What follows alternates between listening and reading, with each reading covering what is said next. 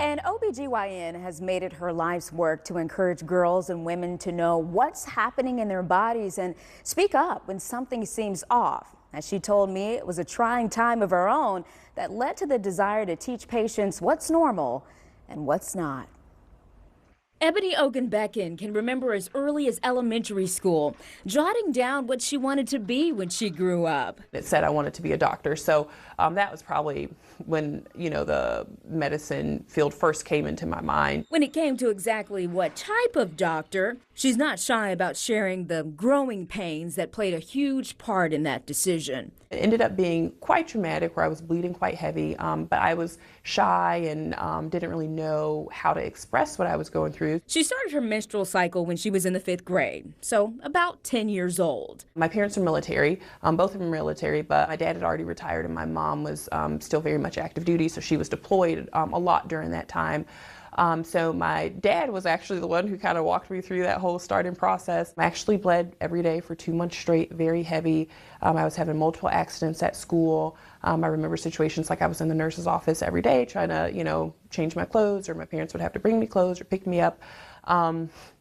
So they, eventually realized, okay, things were not normal. Appointments were made to get an answer for what was going on, but before she could even make it to the doctor, we were going into summer vacation. I was running after an ice cream truck and just passed out, lost consciousness. When I came to at that point in time, again, this is 20 years ago, so I was in the hospital, received multiple blood transfusions. I think I received about a total of 7 blood transfusions.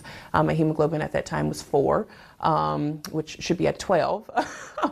So that's it was at that time that I made a bond with my hematologist, my obstetrician gynecologist, and I was with her up until I moved to start my dream. She never forgot what she went through, and she never forgot the relief of that relationship with her OBGYN. That's why today, as Dr.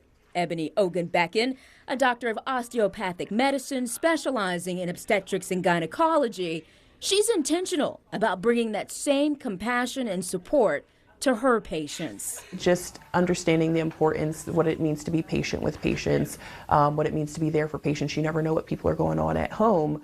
And I do even remember being a child having to go to the nurse's office.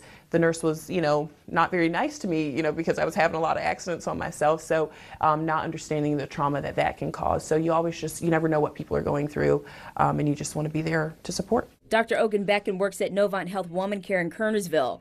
Even though she was shy when she was younger, today she is a strong advocate for girls and women, openly talking about the changes our bodies go through. I want to make sure that everyone kind of knows what's happening in their bodies from very young ages to even when you kind of get into menopause. A lot of people don't talk about that because we just don't know what's happening. So the biggest thing is being open to talk about it, to know what's happening.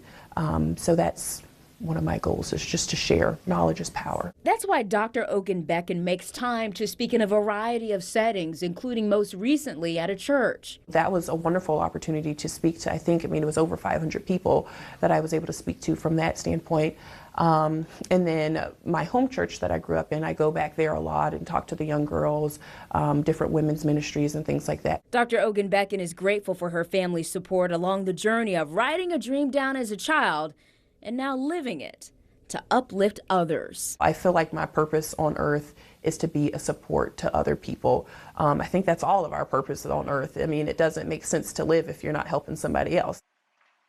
And Dr. Ogunbekin says that family support also includes her husband, Tim. You can see a picture of the two of them on the far side of your screen. And some of her career highlights include being trained in robotics, which is what you see here, and delivering approximately 700 babies. She's also thinking about writing a children's book for girls on what to expect once they start their cycle.